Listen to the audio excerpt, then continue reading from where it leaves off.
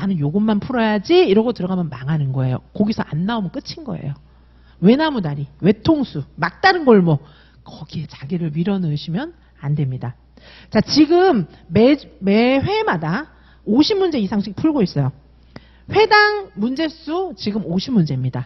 50문제인데 여기서 선생님들이 정상적으로 저랑 공부를 회독 막 10회독 돌리면서 제 공부를 잘 따라오셨다면 여기서 모르는 문제가 이거 진짜 다시 공부해야 되겠는데 싶은 문제는 3문제에서 6문제는 공부 잘하신 겁니다.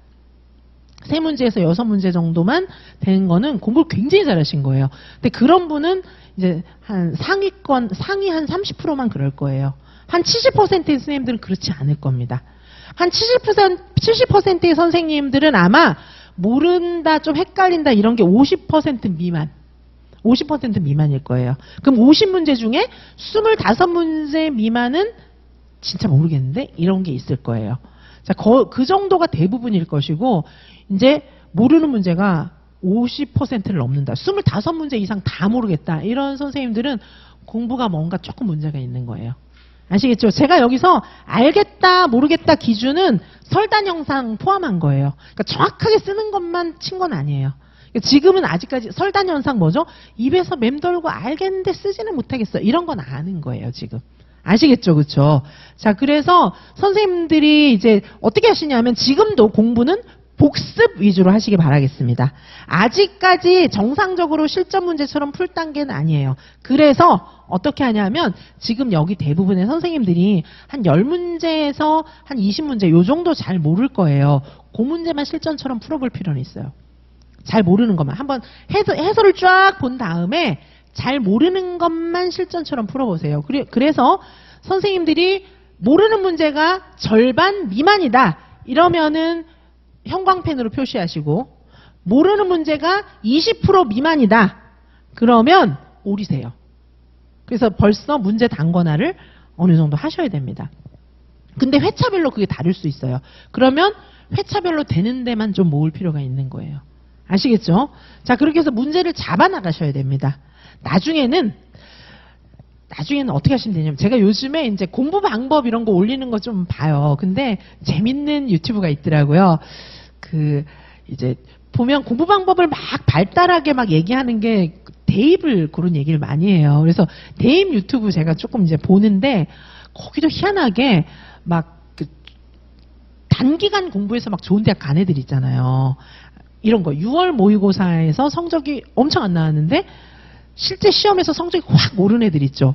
그런 애들 얘기하는 거 제가 이제 좀 들어보는데 제가 제시하는 공부 방법하고 똑같아요. 그런 애들도. 그죠? 그래서 선생님들 있잖아요. 이게 나중에는 얇은 문제 단권화가 딱 나와요.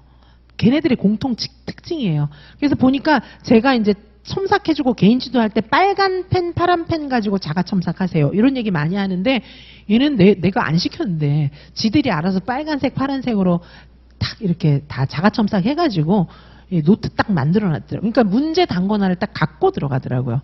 그게 되면은 얘가 이제 그 중고등학생들의 경우에 6월 모의고사에서 막 4등급, 5등급 하다가 11월 실제 시험에서 1등급으로 쫙 올리는 거예요. 그런 애들은 이제 공부 방법을 아는 거지. 그리고 얘네들 같은 경우에는 이제 그 공부에 자신감이 있어요. 5등급, 그러니까 과목별로 뭐 1등급 하는 것도 있고 5등급 하는 것도 있고 막 심지어 6등급 하는 것도 있고 이러는데 그거에 대해서 막 돌돌 떨면서 당황하는 게 아니고 자신감을 딱 갖고 되겠지 뭐 이러고 걱정을 하는 게 아니라 공부에 매진하는 거예요. 방법은 제가 가르치는 방법하고 똑같아요. 아시겠죠? 뭐 사법고시, 뭐 공무원 시험, 뭐 수능 다 마찬가지예요. 제 친구 중에 수능 엄청 잘 본 친구가 있었어요. 대학 들어갈 때. 걔가 이제 서울대 법대 들어갔는데 사법고시 떨어졌겠습니까? 사법고시도 되게 우수하게 붙어서 부장판사하고 이랬어요. 뭐 헌법 연구관도 하고 이랬는데, 그러니까 이제 의대 간 친구도 있어요. 서울대 의대 간 친구도 있는데, 그러면 그런 애가 국시 못 받겠습니까? 잘 봐요. 그러니까 수능 잘 보는 애, 수능 공부 잘할 줄 아는 애가 공부 방법을 아니까 딴 시험도 잘 보는 거예요. 저는 지금 유아임용 시험 전문가잖아요. 제가 공부하는 방법으로 수능 다시 공부해도 잘 보죠. 그렇지 않겠습니까? 그죠? 그래서 선생님들 제가 얘기해주는 방법이 상식적이고 정석이에요. 공부 잘하는 사람들은 다 그렇게 공부를 해요. 어떤 시험이냐 막 분야를 막론하고 아시겠죠? 근데 여기 이제 유아인명 학원계에 오니까 이 바보들의 행진인지 완전 바보들이 깃대 잡고 막 이상한 길로 낭떠러지로 안내를 하는데 너무 비상식적인 거예요. 상식에 맞지 않는 거예요. 항상 상식적으로. 상식에 벗어나는 건 미신, 사이비 종교 가면은 맞지도 않는 걸 자기들끼리 막 맞다고 하고 있거든요. 그건 사이비예요, 사이비. 아시겠죠?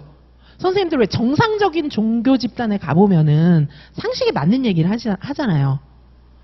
그죠? 집 팔고 막 논 팔고 자식 버리고 남편 버리고 다 일로 오세요. 이런 소리 안 하잖아요.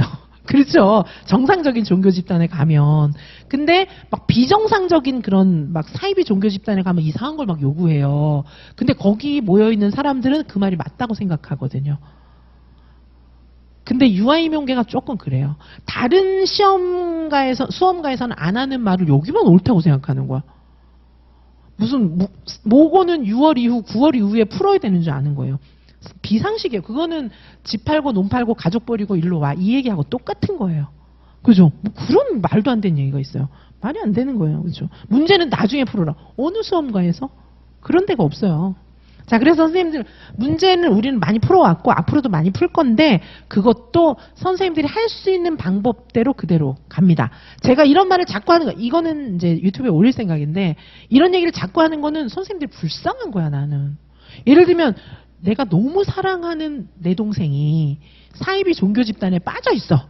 그러면 걔가 그래 너는 네 인생 살아라 이러겠습니까? 끄집어 내와야지. 선생님들이 인생 걸고 공부하는데. 그쵸? 다 거짓말이에요. 말도 안 되는. 비상식은 싹 거짓말입니다. 그쵸? 예를 들면은, 너가 다이어트 해야 되는데, 지금부터 아무것도 먹지 말고 한 40일 굶어라. 이렇게 얘기하는 거는 비상식이잖아요. 그쵸? 근데 상식적으로 잘하는 사람들은 그렇게 얘기 안 하잖아요. 맞는 말을 들어야지. 맞지도 않는 말을 듣고 그게 맞는갑다 이러면 내 정신 상태를 다시 점검해 보셔야 돼요, 선생님들. 아시겠죠? 그렇죠? 자, 그래서 지금부터 선생님들 문제 계속 하시면서 단권화를 하세요. 하실 수 있는 분들은 무조건 다 하면 안 됩니다. 그래서 모르는 문제가 10에서 20% 정도 내에 있는 분들은 단권화 하실 분들. 그리고 그거를 넘는 분들은 체크하고 모르는 문제만 실전 모고처럼 한번 풀어봐야 될 사람들. 그래서 한 20문제, 이제 문제를 풀었으니까 20문제 기준으로 한 40분, 50분에 푸시면 돼요. 40분, 50분 내는 거는 크게 어렵진 않잖아요. 그렇죠? 그 정도를 모르는 문제를 번호에다 체크하면 다시 푸는 건 어렵지 않잖아요. 그래서 그걸 체크해 놓고 실전처럼 쫙 풀어보고 내가 어디가 틀렸지? 내 문제점이 뭐지? 그런 거를 좀 발견하면서 그걸 공부를 하셔야 돼요. 아시겠죠? 그렇게 하고 지나가시면 됩니다. 일단 지금은. 혹시 20% 미만인 사람들은 단권화를 딱 하셔야 돼요. 그래서 그거는 시험장에 가도 또 틀리는 문제예요. 그런 거는. 그러니까 그거를 계속 반복해서 봐갖고 시험장 가서 꼭 맞아야 되는 거예요. 아셨죠?